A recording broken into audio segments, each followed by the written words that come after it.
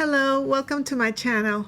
I am back with World Watercolor Month, resuming my series of videos. In this video, I'll share some of the highs and lows of sketching this selfie with my bicycle, but mainly I want to share a highlight, a realization that took me by surprise. Here, I realized that my efforts in my watercolor practice for the past couple years are beginning to show. Still, there is much to learn. A few lessons in this sketch alone. Let's get started.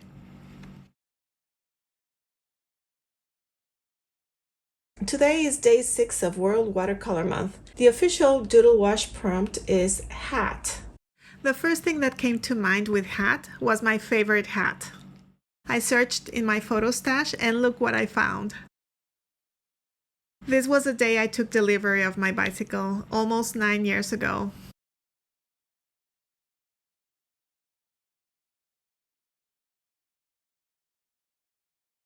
What more appropriate and meaningful photo to sketch of my hat than with my bicycle? There's a slightly longer version on Instagram if you'd like to take a look at it. I will post the link below.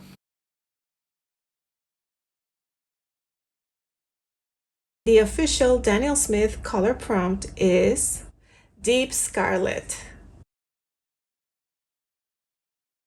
One of my travel palette colors. Deep Scarlet is PR 175, semi-transparent, non-granulating, medium staining, and excellent light fastness. It's a gorgeous color and it's great for skin tones. It leans on the warm side of red, as we can see here in the warm quadrant of the color map. I did this graph based on Daniel Smith's CIE lab color map on their website. This is the very first time that I'm actually going to use this. A while back, I did the swatch grid of a few color combinations of skin tones. I'm going to do Queen Gold. I feel this day's sketch is a highlight. Despite being the first sketch that I couldn't fully finish in its corresponding day, I learned a lot from this experience. It was a full lesson on what not to do. Sometimes you just have to learn the hard way.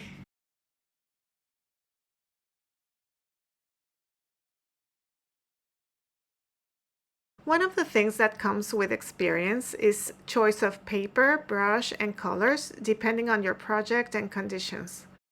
With this sketch, I got a little of that experience, and I've learned from it, and now I know.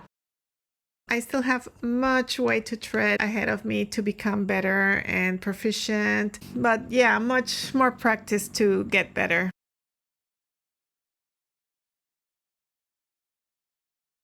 So far, I'm really enjoying the journey. Sure, sometimes I can huff and puff and even curse at some pitfalls. I am at a better skill level than I thought. This encouraged me to continue doing more portraits. And I know someone who's doing a challenge of 1,000 portraits. What do you think? Should I follow after finishing this one?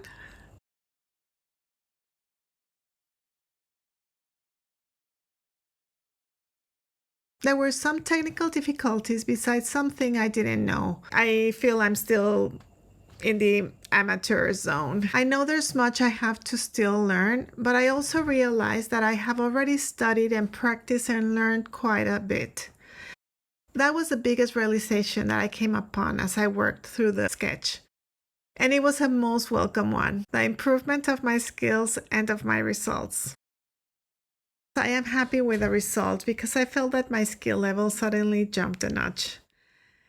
It felt like it was out of nowhere, but pondering about it, I then felt like that all the studying and working and sketching and all my dedication and constancy are beginning to pay off.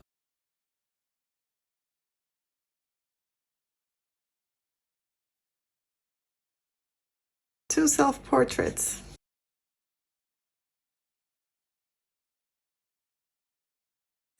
All in all, I'm actually quite happy with the final result. I think it came out pretty decent for having hardly done any portraits. Perhaps all the difficulties have given it some character. I still look cross-eyed though. I hope you enjoyed this video and perhaps made you think of your own practice and your own pitfalls and your own highlights. It takes constancy, but suddenly your improvements will start to show and perhaps, like me, will surprise you. Thank you for watching. Until next time, sketch on.